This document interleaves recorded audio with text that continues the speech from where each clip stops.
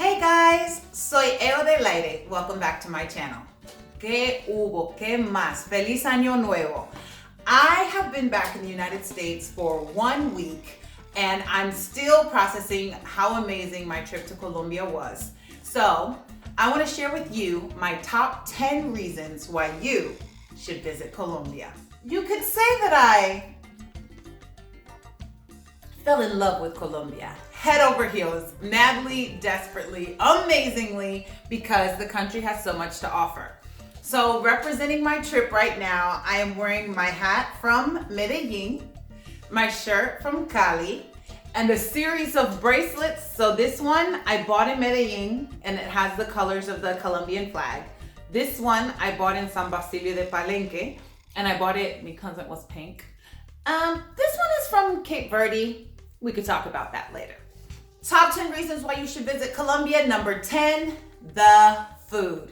And I know you're probably thinking, the food is number 10 on the list? Listen, it was hard for me to limit the list to 10 things. These are 10 of the top reasons for you to visit Colombia. So, the first thing that I think of when I think of Colombian food is the arepa. Because seriously, when I left Cartagena, I thought that I might turn into a gigantic arepa de queso because I ate so many of them. They were so delicious. The ones that knocked my socks off were the ones that where the people have like a cart on the side of the street. It's like a hot plate. It's like a cart with a hot plate and they're just making the arepas right there.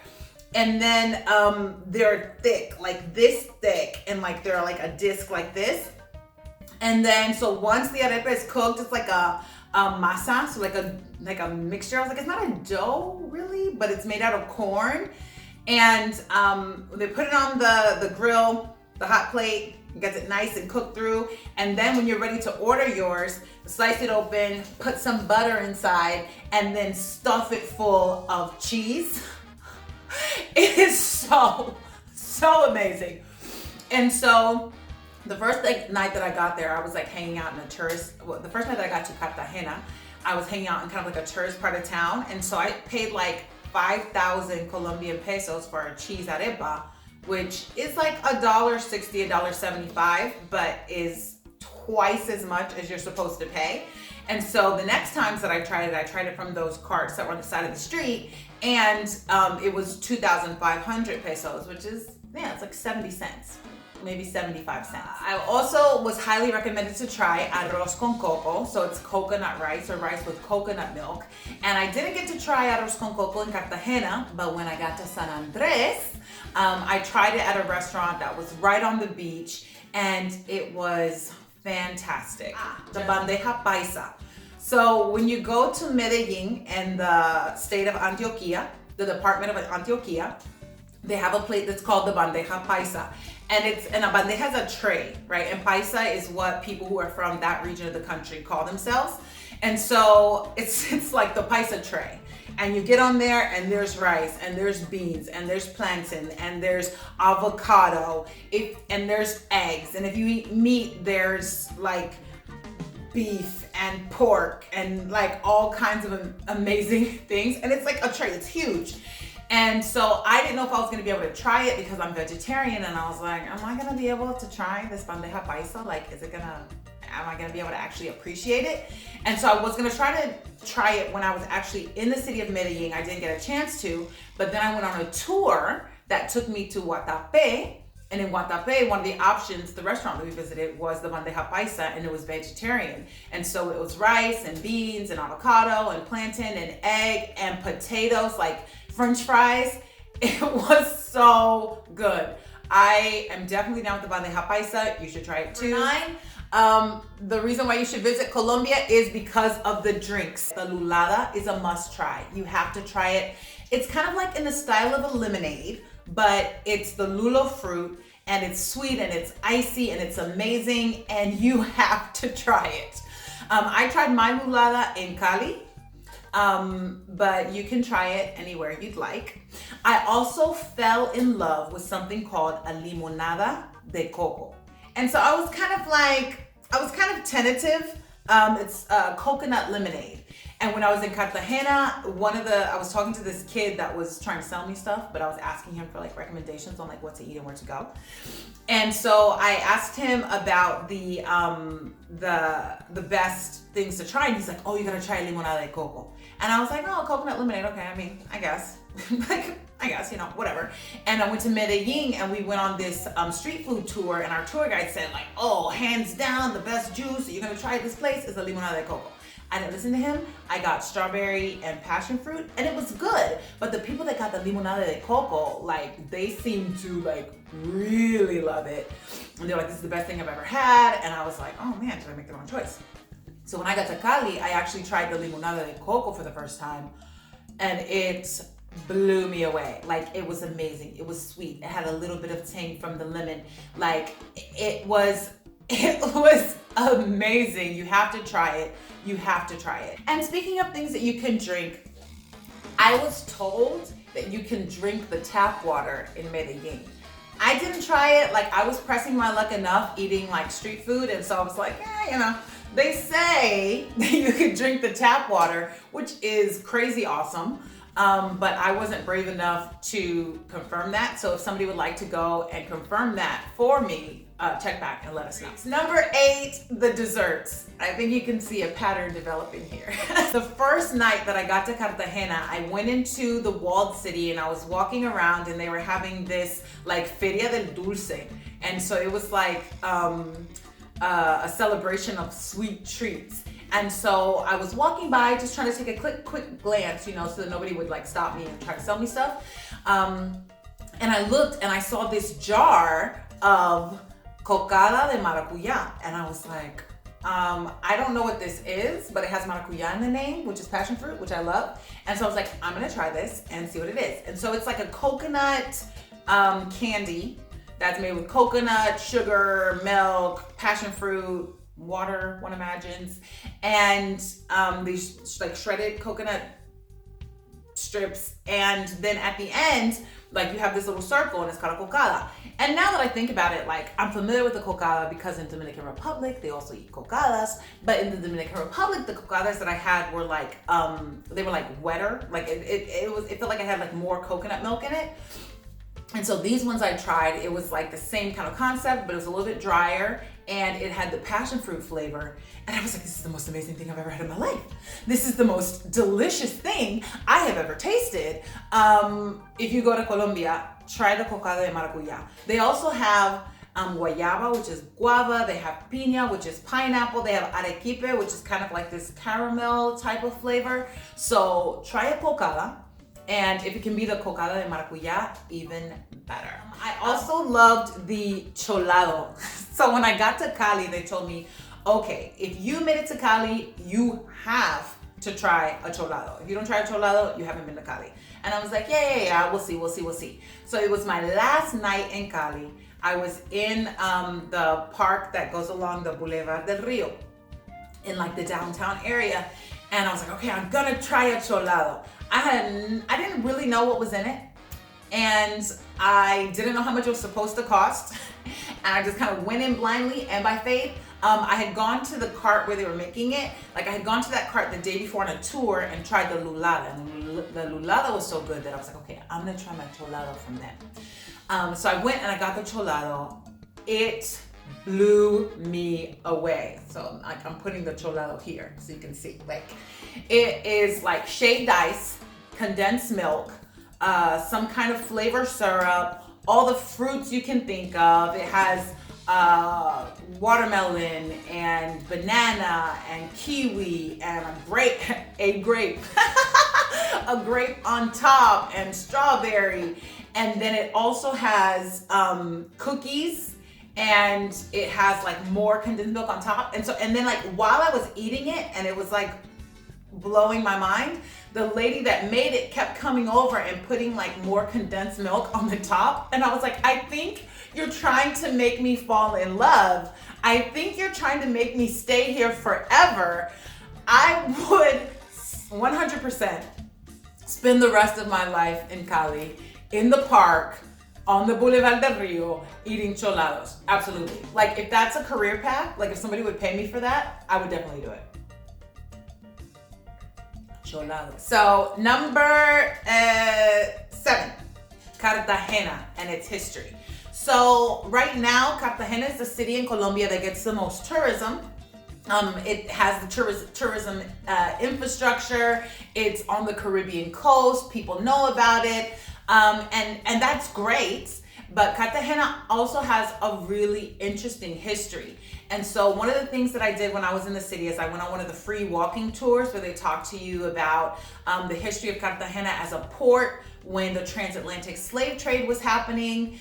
They talk to you about the indigenous history in Cartagena. They talk to you about class differences. While you're in Cartagena, you can see like that living history when you go into the historic center of the city, and you kind of walk around and take a look at the buildings and the placards and the history. So you should definitely check out Cartagena and its interesting history, not just the beaches and the food, which are amazing, but understanding kind of the history of the place where you are. Number 6 is natural wonders. So Colombia has a lot to offer in terms of just the natural beauty that's there in the country. So they have amazing beaches, they have mountains, they have rivers, they have everything.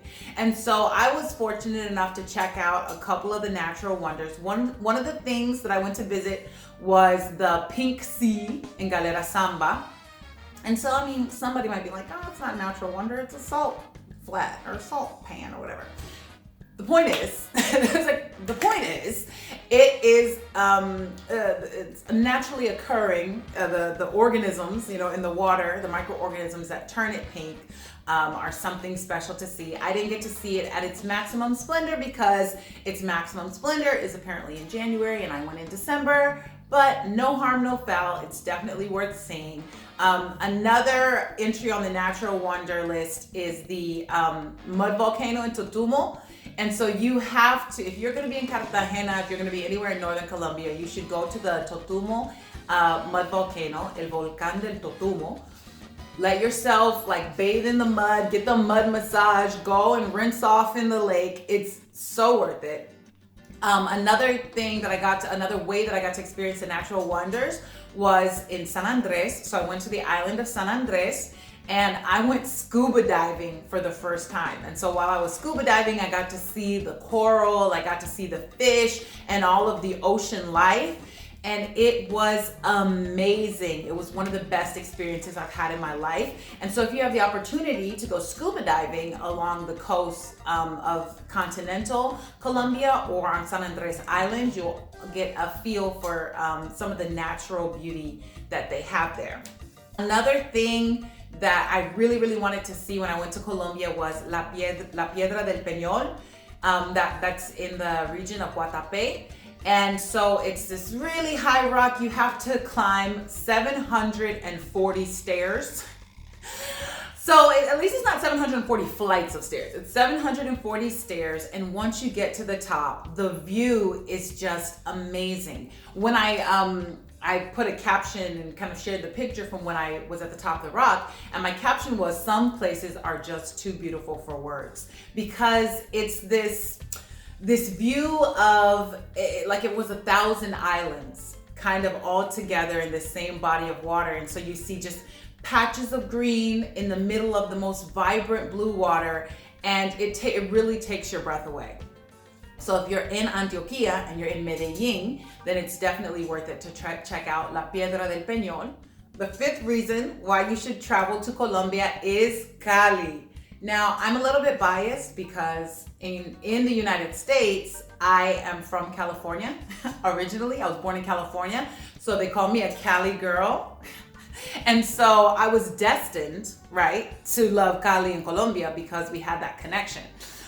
Also, Cali is known as like the salsa capital of the world. They have the best salsa dancers. Don't hurt me, don't shoot me, people who are from other places. I'm just saying what I heard, don't shoot the messenger. And their style of salsa dancing is really unique and really well respected and regarded. So I was born with 2 left feet and I don't have, I don't have the rhythm God gave a billy goat, the rhythm God gave a chickadee, But I was super excited to go down to Cali and just kind of get a feel for the music and the rhythm. And so if you have a chance to visit Cali on the Pacific coast of Colombia, you definitely have to check out the salsa. They have lots of different salsa schools and places where you can do beginner salsa lessons, which is important. And then they have shows where you can see the professionals do their thing, which is more what I prefer because it doesn't involve me tripping over my own two left feet. Number 4 on my list is San Basilio de Palenque. So I'm making a separate video about San Basilio de Palenque, but the highlights of why you need to visit it while you're in Colombia is because this town was the first town of free blacks in the Americas. So in 1603, in the 17th century, a group of Maroons, as they were called, so people who had escaped from slavery, set up this settlement in the kind of rural area, like 45 minutes outside of Cartagena.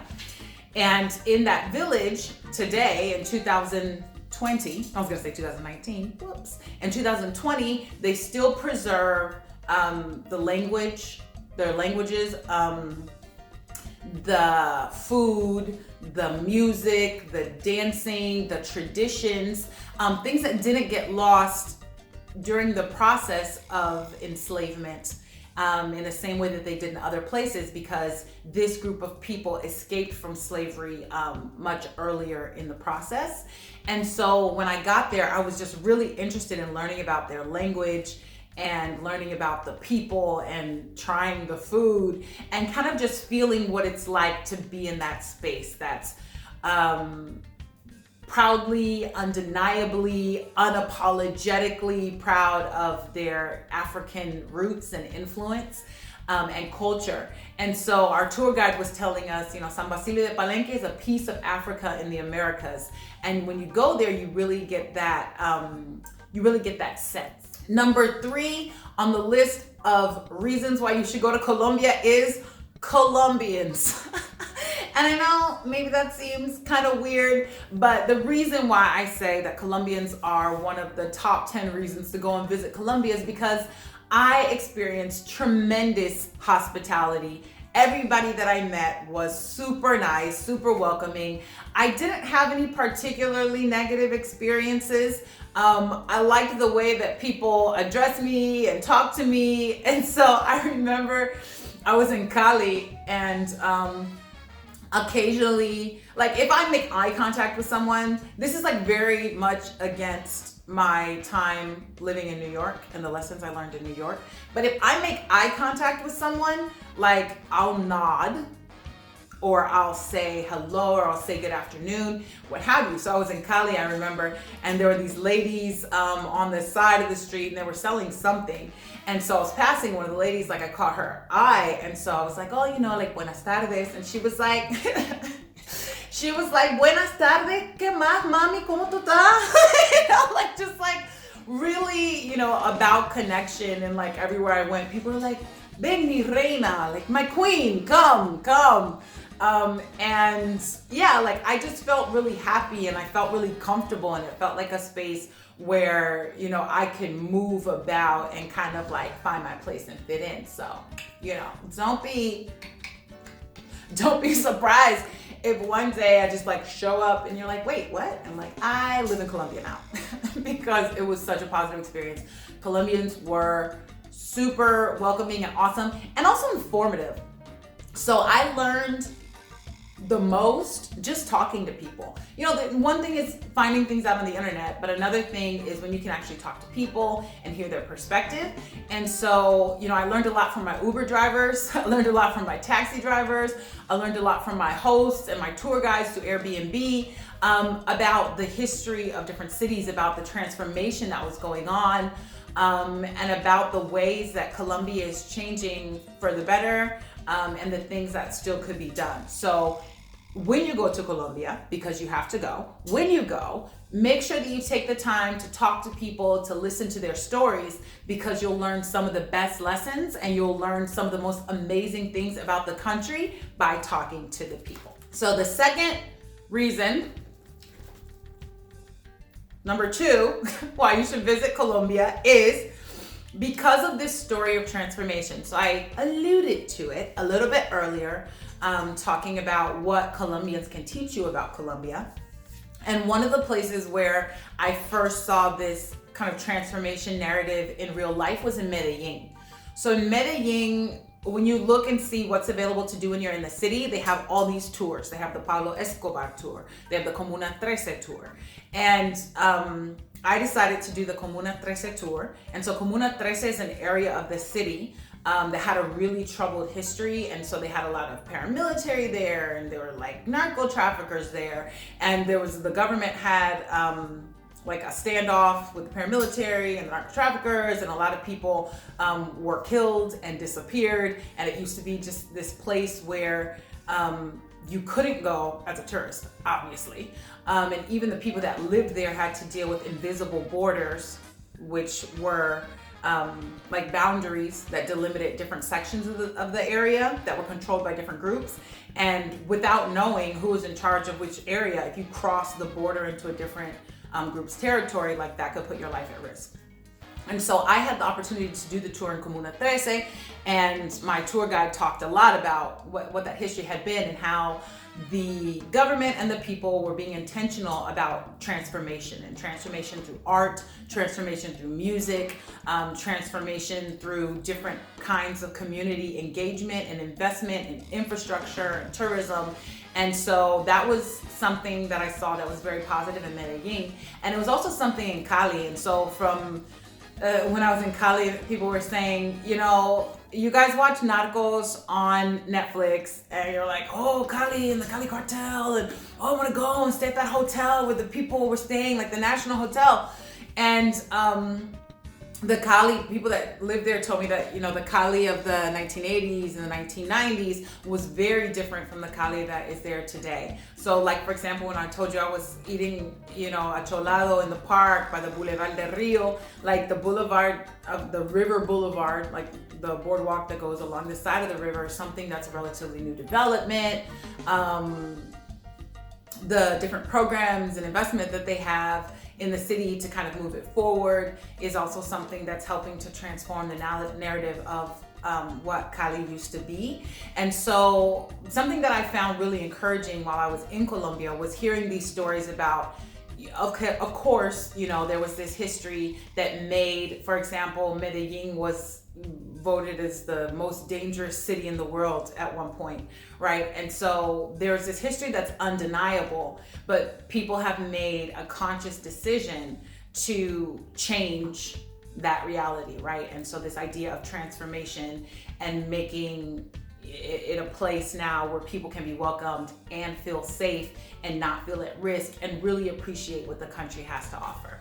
And then the number one reason why you should visit Colombia is because it is better to see a place one time than to hear about it 1,000 times. So I could tell you about the amazing food and the drinks and the desserts and the natural wonders and the history and the transformation, but until you see for yourself, you will not fully understand and appreciate and realize all the things I'm saying are true, but also have that experience where you can really understand what an amazing country this is, how much it has to offer, and how much it can offer you. So those are my top 10 reasons why you should visit Colombia. I am sure that there are reasons that I did not list. Don't worry, I know there are many more reasons. But if you'd like, go ahead and leave a comment with additional reasons why you should visit Colombia, because it is an amazing experience and I guarantee that you will not regret it. A volar.